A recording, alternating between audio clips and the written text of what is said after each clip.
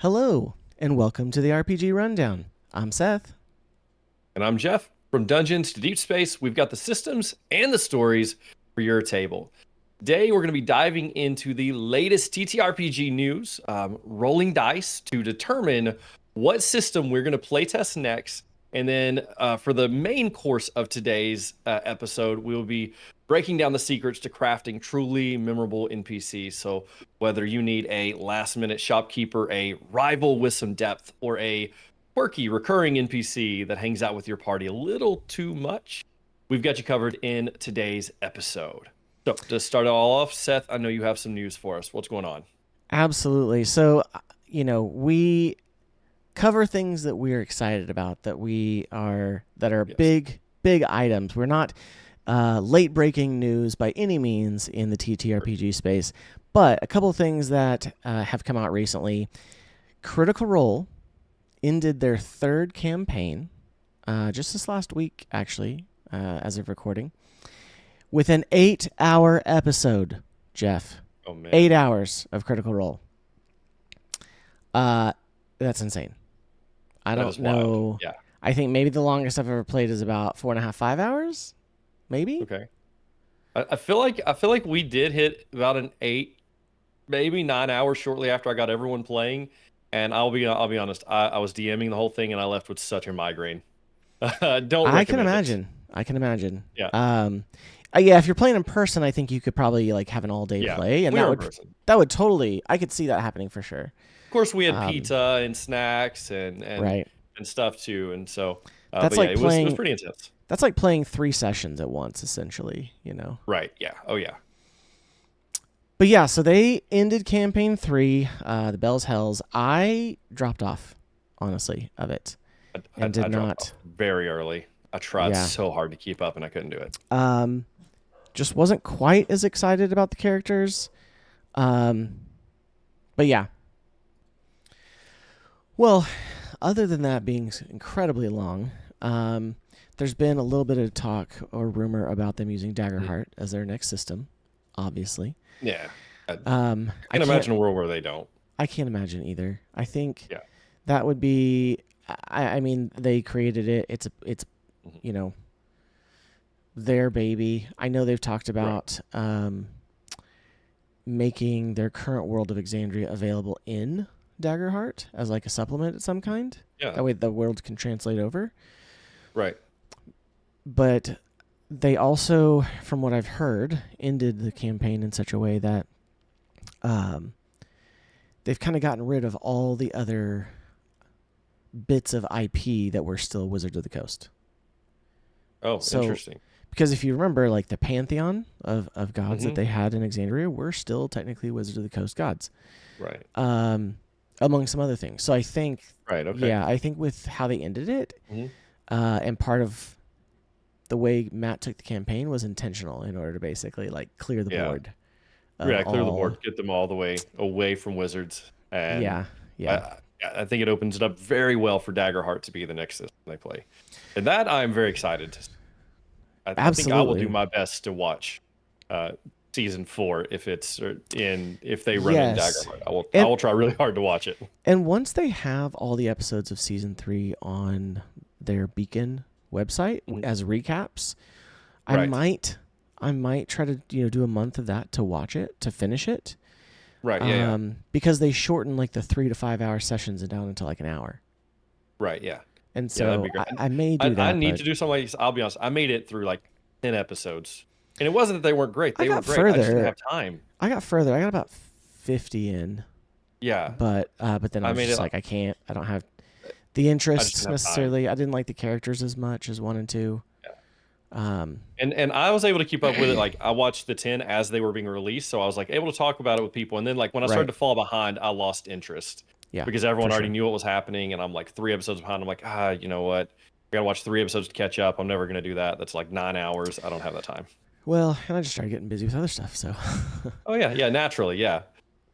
but along the same lines, Mhm. Daggerheart did get a release date for May of 2025. Maybe even May 21st. I'm not sure. I feel like that was potential. But someone can correct us in the comments. But it's coming out about mid-May is the goal. So I'm looking forward to getting that. I got the standard edition.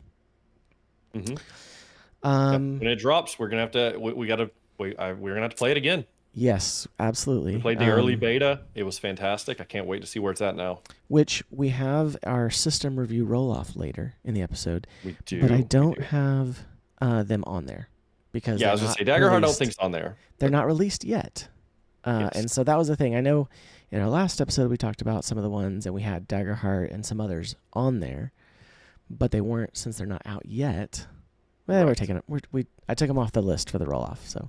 Yeah, exactly. They're not on the list for the roll-off. So this season, they will probably not be reviewed by us, but early next season, I expect them to be. Yeah. So for kind of continuing with that, some Wizards of the Coast news. They announced the Eberron, an Eberron expansion or supplement for 2025, which that is one of the few... like original worlds that I would actually like to explore more, because I don't know hardly anything about it. I don't either. Never played anything in Eberron. But it has a lot of kind of like arcane mechano stuff, and everything, because that was the original place that the Warforged were, I think, and some other stuff. So Artificer came from there too, right? Maybe originally. I don't know. Okay. Because Artificer, at least in the current couple iterations, has been from Tasha's Cauldron, so I'm not sure if Eberron was technically, like the original Artificer was from that, but... Gotcha, all right. But they did also announce, what you said earlier, a Legends of Greyhawk organized play campaign coming in 2025 that I'm as well. Intrigued by. And organized play is something that with TTRPGs, I feel like it's almost that kind of... I know we had a conversation previously about how I would love to see a return to like the small modules. Absolutely. The small session modules, almost even, not just full adventures. Right, more like the comic books. Size. 10 to 30 pages kind of thing. And so that's as far as current Wizards of the Coast goes, their organized play campaign is usually the only way that happens. And so they do release adventures in that kind of small format, but that's great. So yeah, like the only thing I remember about Greyhawk is maybe one of the early video games, and that was it.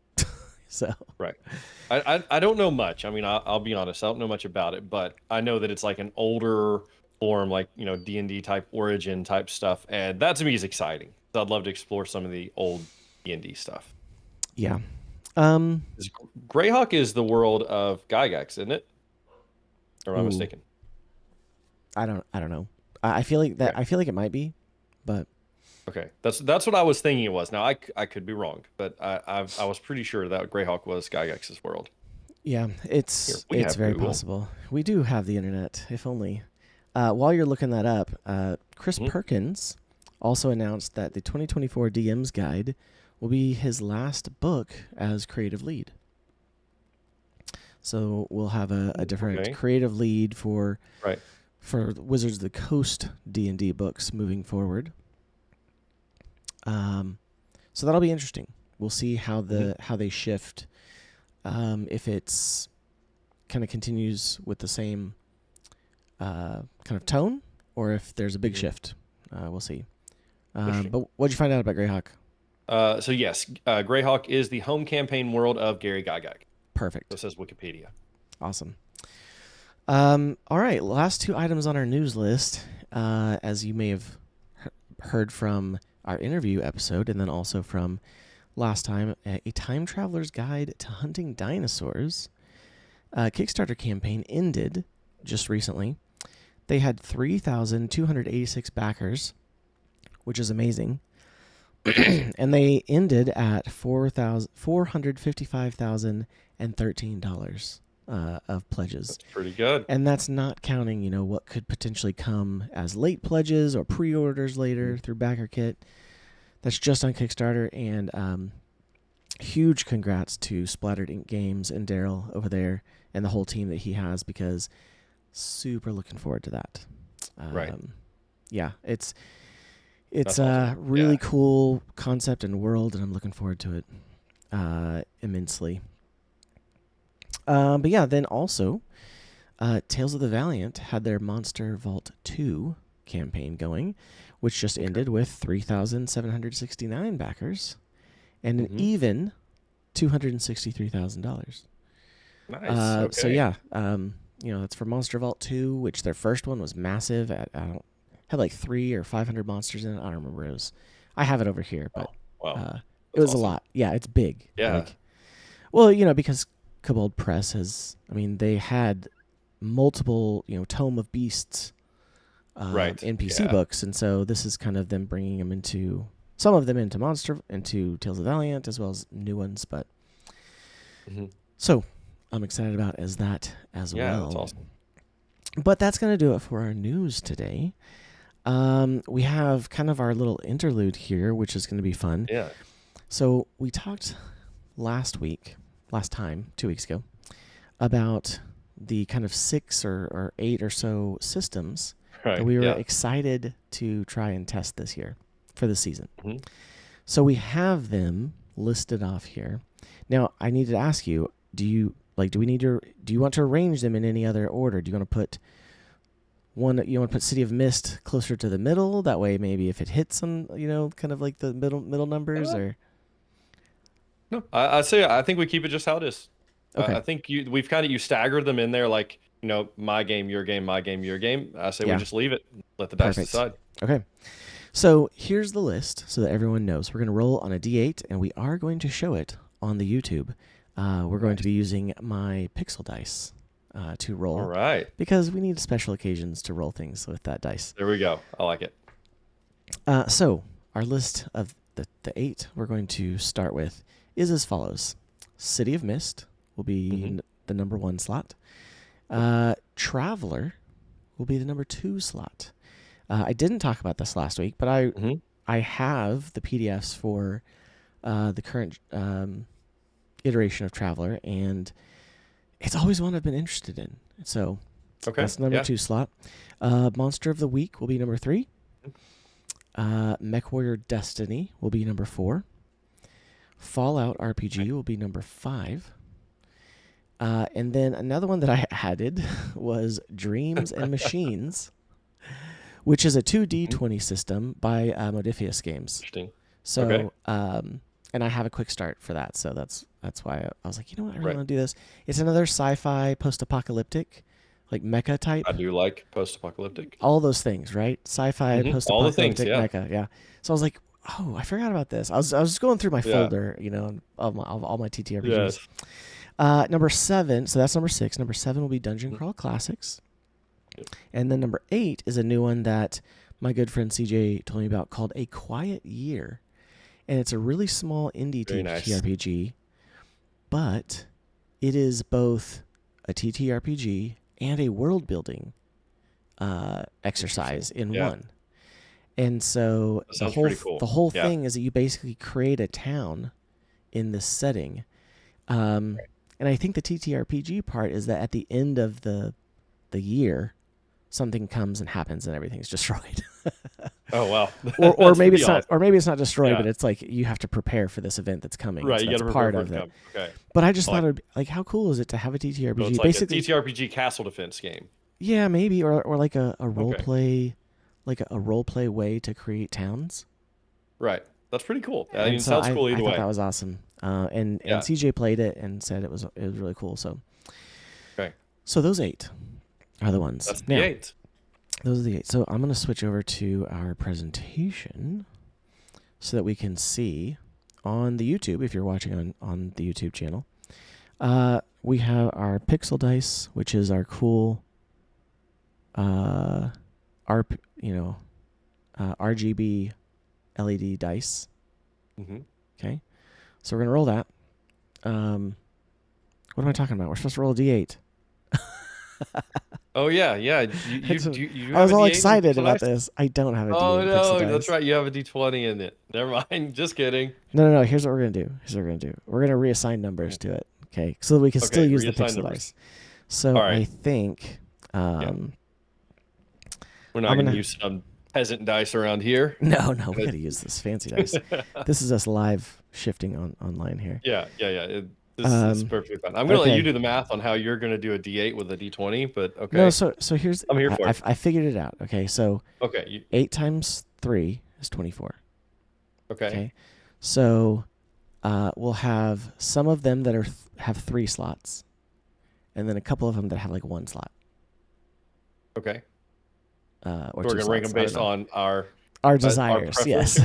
So based on our desires. Our desires. Okay, so as you can tell, we're not actually letting the dice decide. We're DMs, and we let the dice decide our desires. We're letting the dice decide to an extent. To an extent. To an extent, exactly. Yes. Okay, so right in the middle, I think that we have City of Mist is going to be 8, 9, and 10. Okay. Okay. All right. So 8, 9, and 10. 8 through like 10. That's right in the middle. Like. Okay. MechWarrior Destiny is going to be 11. This is your 1 and my 1. Yes, right? These are kind of ones. Okay. Yeah, so it's going to be 11 through 13. All right. Okay. like then I think Traveler is going to be 6 and 7. Okay. Okay. So then, what do you want next? Fallout or Monster of the Week? I think I want Monster of the Week. Okay. I'm pretty excited about that one, and So CJ's played it and is willing to do it. Yes. Let's do Monster of the Week as 14 and 15. I like it. Okay. Then we'll do Fallout RPG as 4 and 5. Okay. I like it. Do Dreams and Machines as 16 and 17. All right.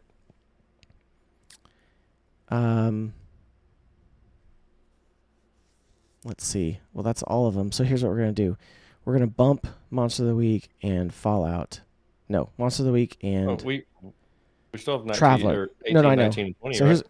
Yeah. But those are 3, so I don't want to give the ones on the ends 3. Oh, gotcha. Okay. So here's what we're going to do. I'm going to bump Monster of the Week to 14 to 16. All right. I'm going to do 17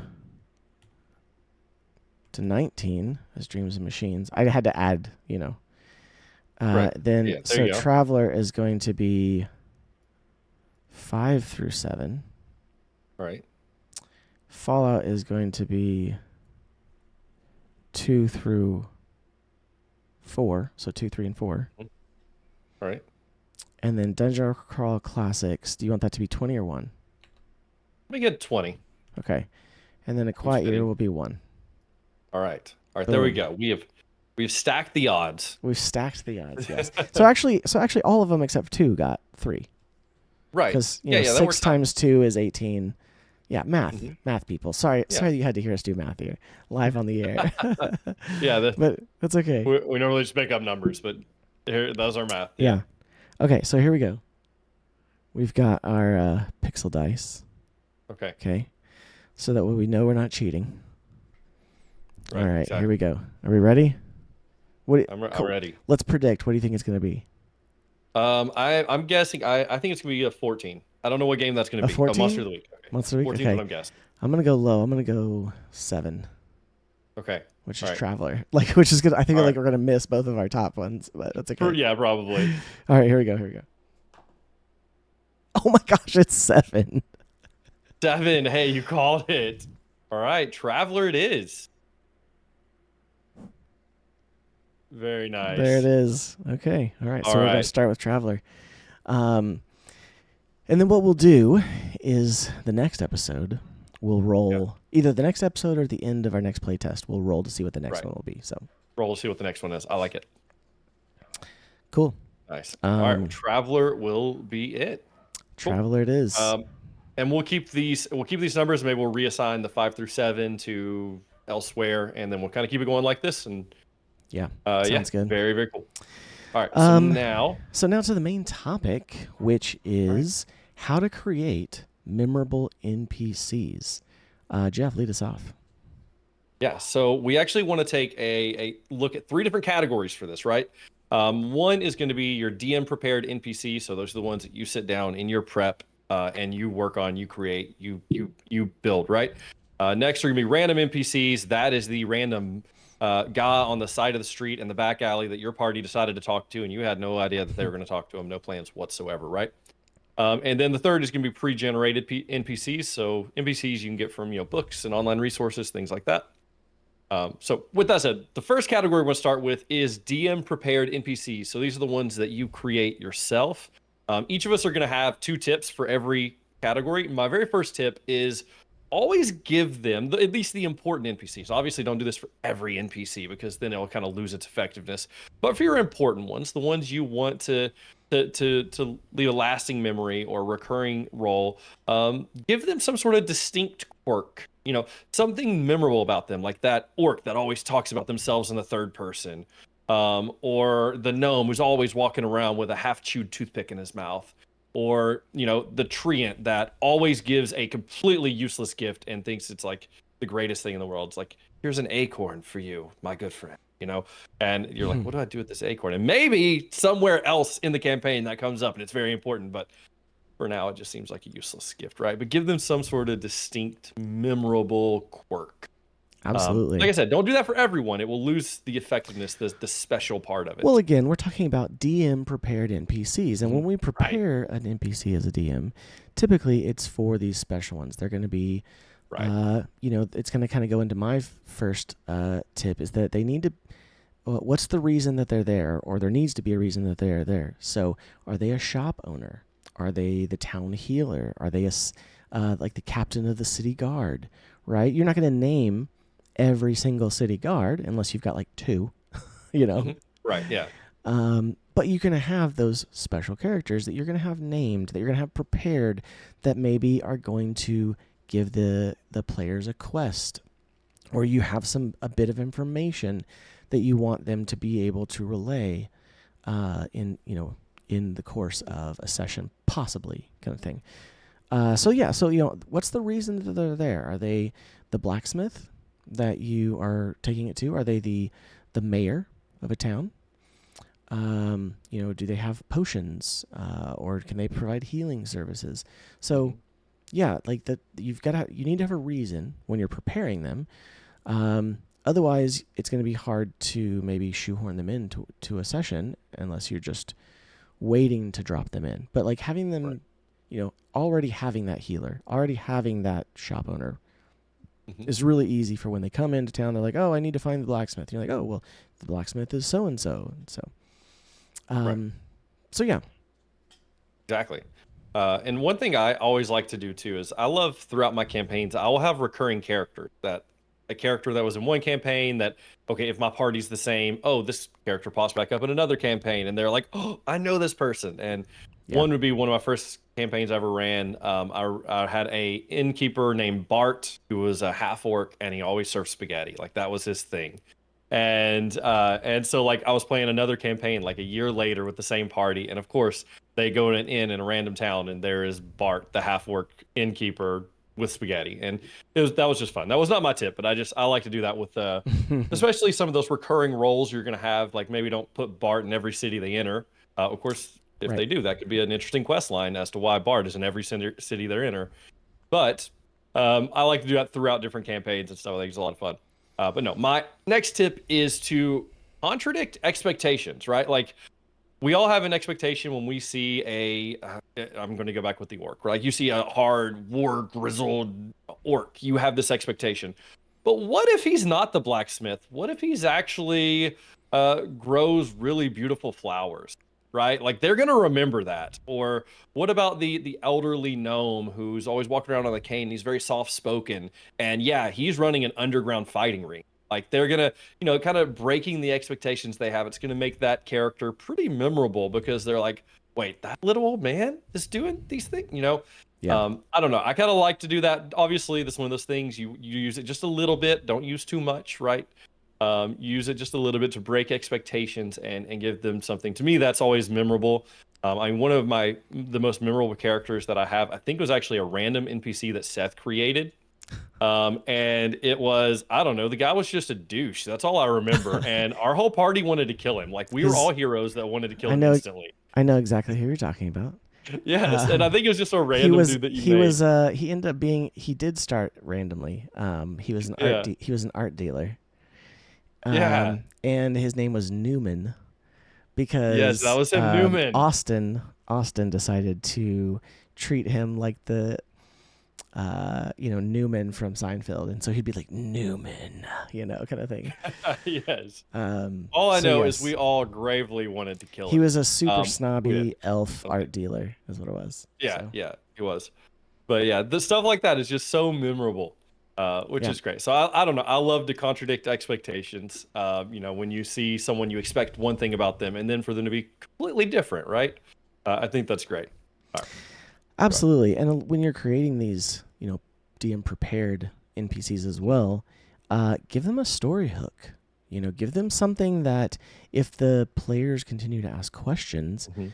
that maybe there's a little Yep. bit of backstory to them. Maybe the shop owner who is an orc herbalist, maybe he was exiled, kind of thing, or maybe Mm. maybe the underground fighting ring gnome is what's the reason behind it. Find out why he's doing this kind of thing, and it doesn't Right. have to be big. My when making NPCs, my go-to is to write like a sentence or two at most about Mhm. them as far as what the story hook is. And Right. so it gives them a little bit of depth and lets you as the DM start to make if you have that one sentence, then you have an idea where that character is coming from. And so you can make something up on the spot a lot easier if you have like a guide to start you Mhm. off with. So but yeah, let's move on to our Cool. second category, shall we? Mhm. Where it's the random NPCs. And this is often the hardest and most frustrating to DMs It is. because your players are like, I'm gonna grab just the first person walking by on the street. And Mhm. so then because they know that you don't have a person prepared, they're like, well, I'd like to know his name. Oh yeah. Yeah, absolutely. I was gonna say, you said earlier, like, your players don't want to know the name of every guard. I'm like, yours don't? Because mine Well, seem no. to. I'm saying don't prepare the name of every guard Yes. ahead of time, but No, I get that. It's like, oh, you're sure you don't want to go to the tavern that you were told to go to? No, no, you don't want to go there. Oh no, that would be crazy. Yeah, let's ask this guy randomly on the side of the road. Yeah, so my first tip when we're dealing with random NPCs, like which are, I will agree, these are more difficult.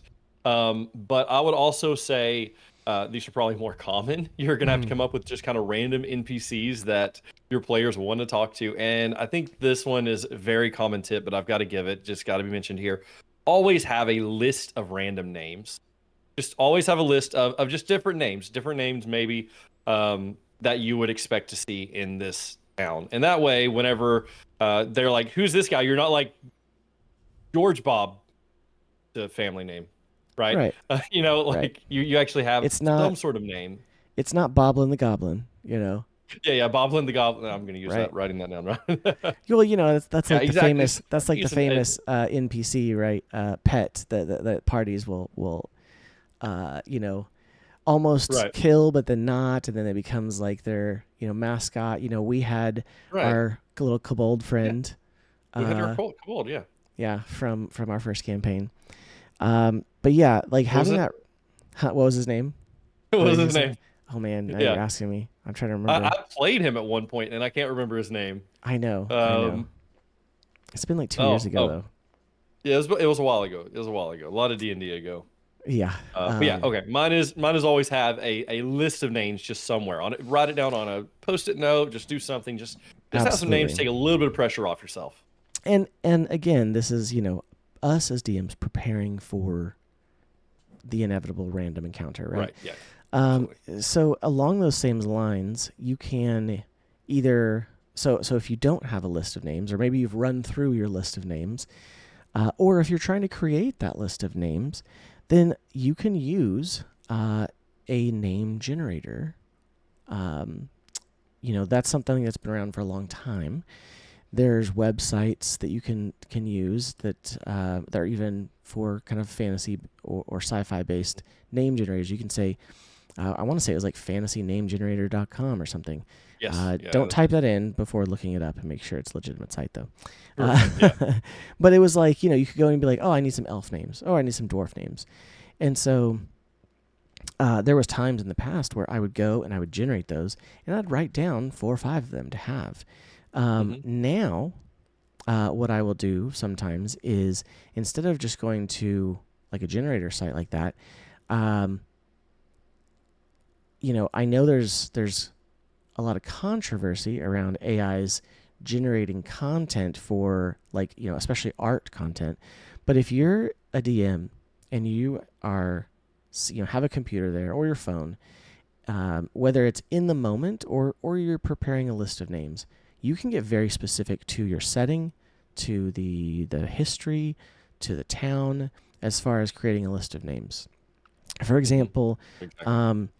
you can say, I have in my Hearth and Hammer campaign, I have a ancestry or sub race of dwarves called sun dwarves, because I was trying to go opposite of mountain dwarves. Like, oh, they're out in the sun, Yeah. kind of thing. They're not elf-like by any means, but they appreciate the sun. And so I said, and I prompted AI to say, give me a list of names of dwarves for use with D&D or a TTRPG that focus on a culture that honors the sun and light. And so it gave me, Okay. like 10, 20 names. And then now I have a list of names that are specific to, the region that the players were in, the town that is, mostly a sun dwarf city. So you can get very specific. You can say that. Or you can say, in the moment, if you're like, oh, well, we're in this elven town.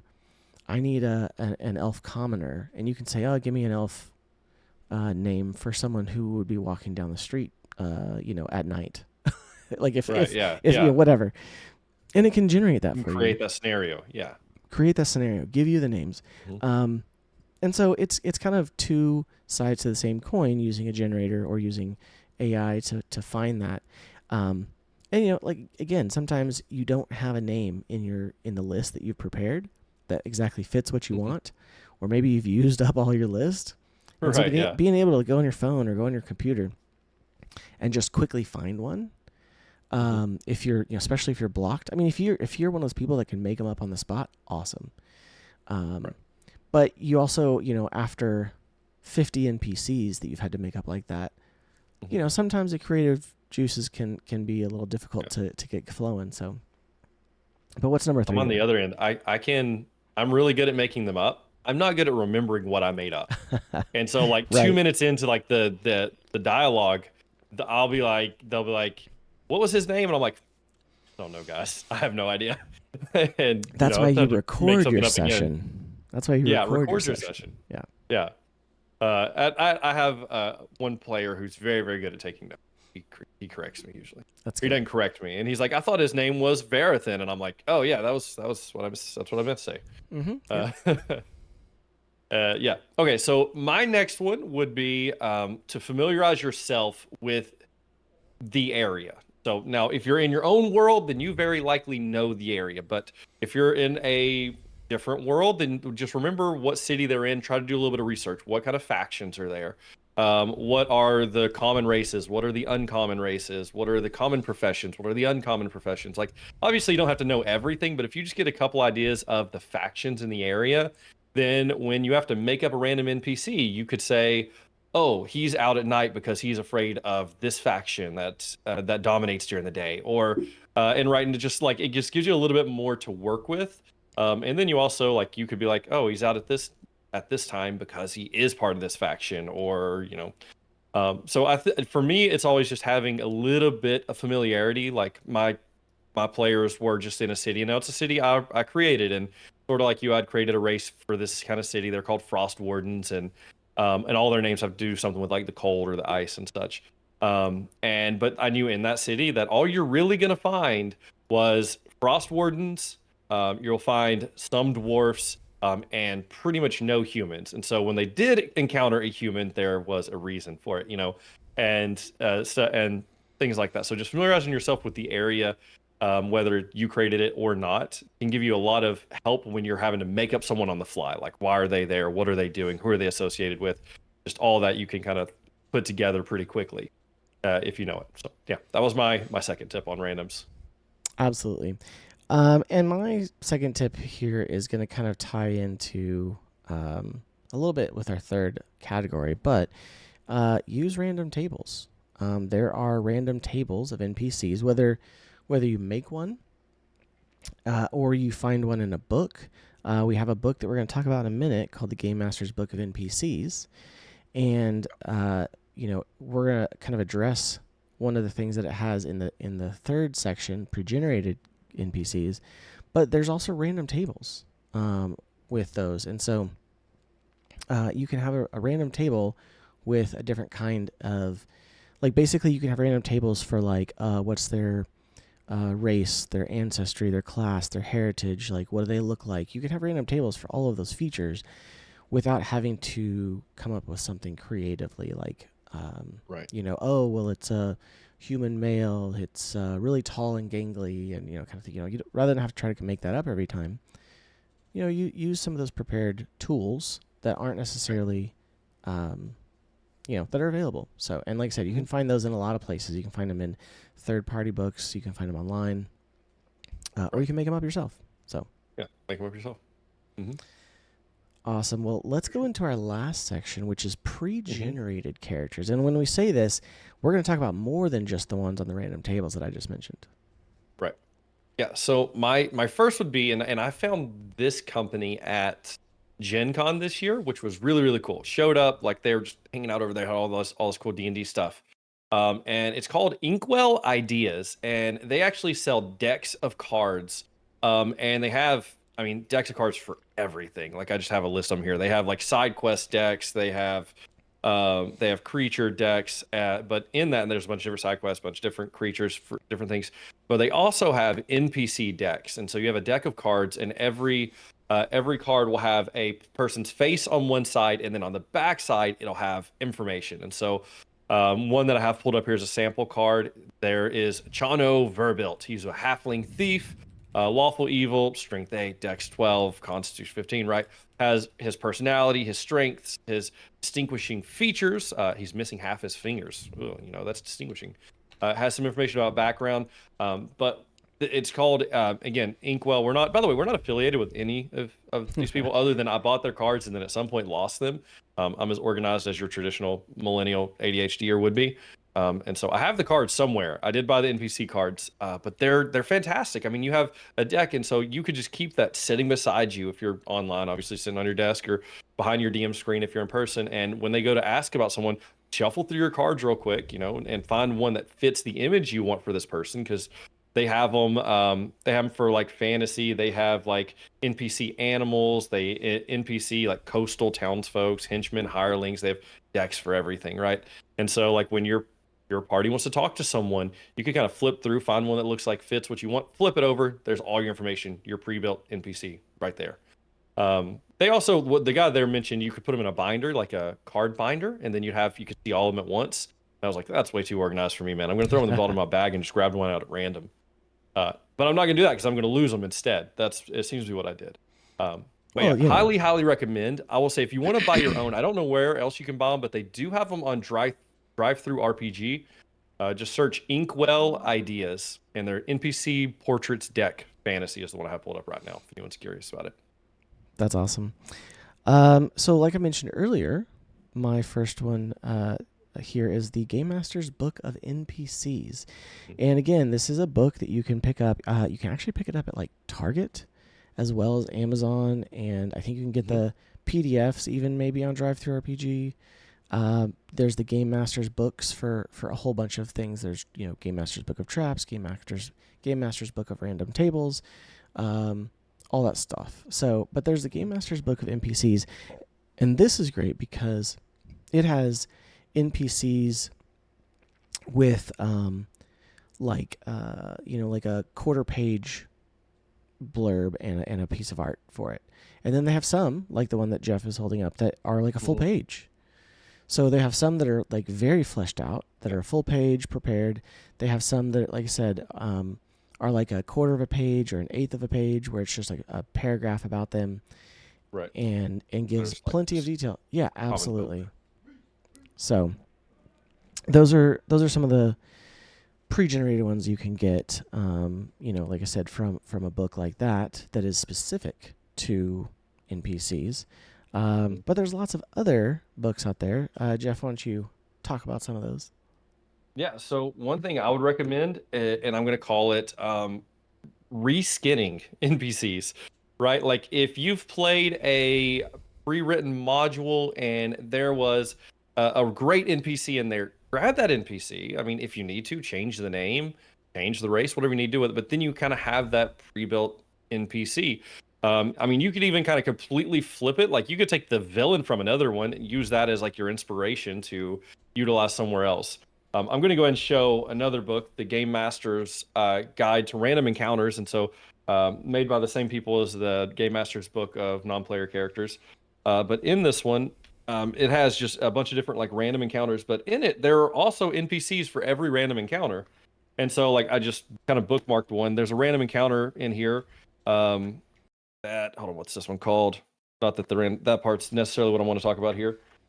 Anyway, there's a random encounter in here called Presto Changeo, but in it, there's just a list of like random NPCs in here that you could utilize at any other point. There is Preston Glimbo, the amazing Presto, as he goes by, right? And he's a shopkeeper, right? He has potions and magic items and things like that. And you could easily grab this that's meant for something else, grab Presto here and plug him into your normal campaign and just reutilize those NPCs that like NPCs that you love and you already have the voice for, and you've already created him. You know what they want, you know what they don't want, you know what they like, what they don't like, you know how they connect to the party. Just reuse those characters, reskin them if you need to, if your party would recognize this is the same person in the other campaign, or don't and let them recognize them, right? Either way Absolutely. works. Yeah, and like a lot of times DMs are hoarders for supplements, right? Oh So yeah. it's like, so yeah, like if you have a D&D supplement for Greyhawk or for Eberron or for Exandria and Critical Role Land, like there's NPCs in those. Use those NPCs.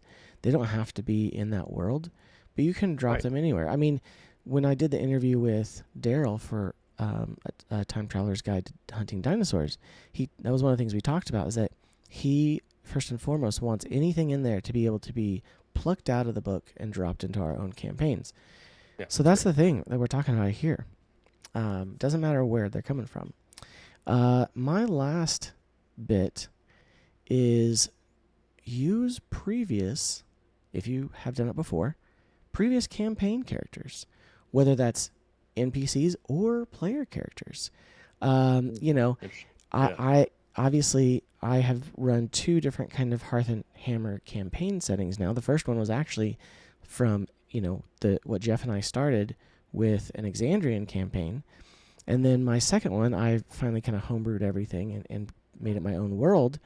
But I still had a few of the NPCs and some of the player characters from Jeff's old party show up Hmm. in Nice. in there. I had which was really great because Austin was in there too. But I had his bard show up Right.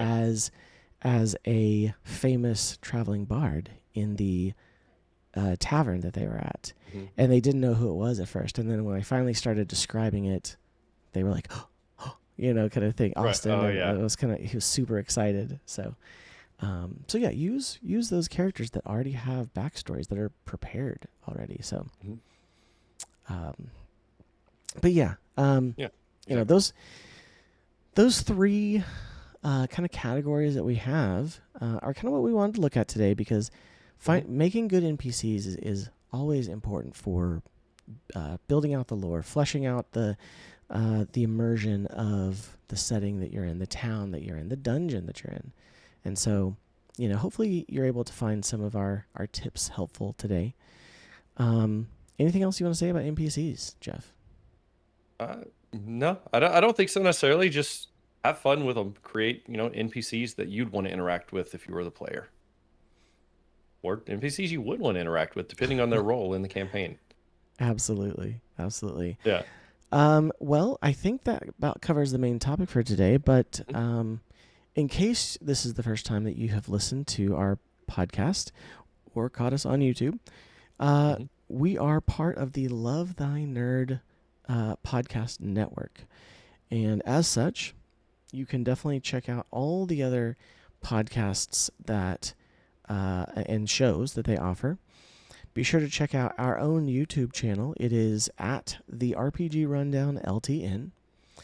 Give us a like and subscribe over there that we can keep up with our not only our episodes but also our playtest reviews or our kind of actual plays.